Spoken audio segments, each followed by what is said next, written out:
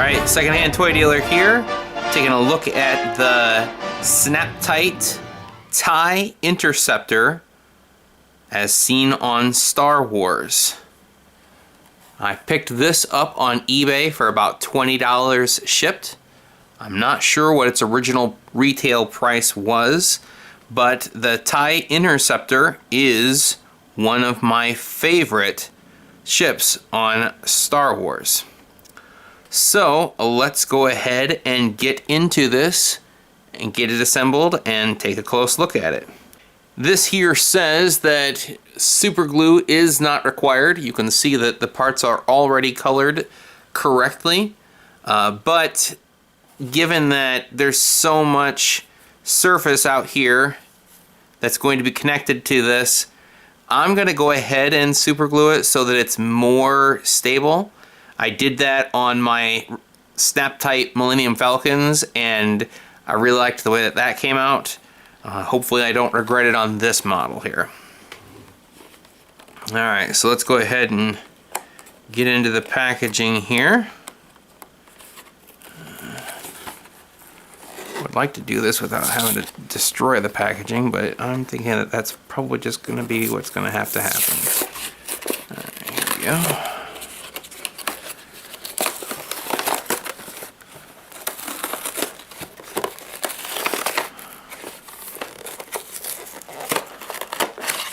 Didn't go so bad.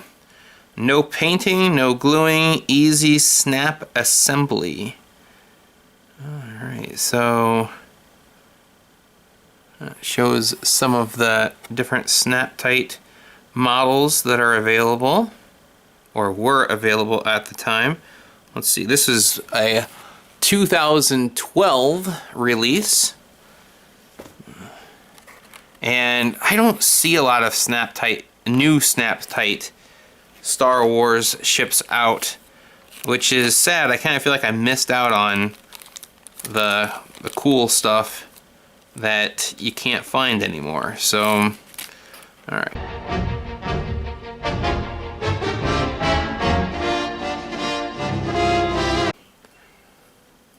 Alright, so this is what it looks like all put together. The assembly was so much longer than I anticipated it was going to be. It was a lot more involved than either of the build and play Tite kits that I have put together. This is the, let me see here, I did a Star Destroyer, 2 Millennium Falcons, and this is my 4th Tite Star Wars model. And the first 3 were the build and play, and they were very easy to put together, and I would say a lot more solidly built. You can tell that this one was not a build and play, and they obviously were not intending for this to be played with. This is a display piece only.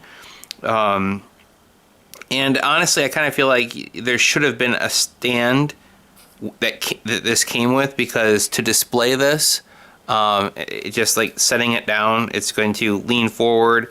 It doesn't seem like it would be a natural way to display it. You might be able to rig up some really thin fishing wire and suspend it from the ceiling. Maybe even do like a little scene where this is chasing another starship. But I don't know. I guess I kind of look at this like it's not. It wouldn't be easy to display, and it's definitely not tough. I feel like if I drop this one time, it's definitely going to break, and it's possibly going to break in a way that I can't fix it. So there's a tremendous amount of detail in this cockpit here that you just can't see. I mean, there's no seeing any of the pilot, the controls, there's a bunch of detail inside of this that you can't see it at all.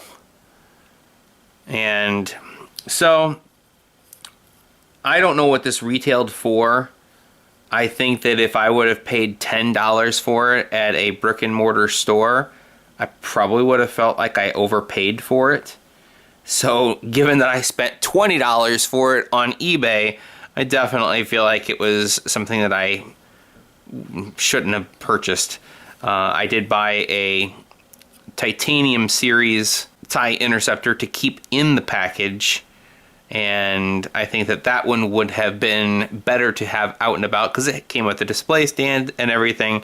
And this thing, although I wouldn't have said it would have displayed nicely new in the package, I feel like this one here is a little weaker and isn't going to take any kind of abuse or mishandling. So I'm not sure where I'm going to put this. It is a decent model of the Tite Interceptor. It is one of my favorite ships from Star Wars, so I mean, I'm glad I've got it. I think it could display nicely. It's not really in scale with anything that I have, so I'm not sure where I'm going to put it. But anyway, the Tite Interceptor from Star Wars, made by Snap Tite Revell.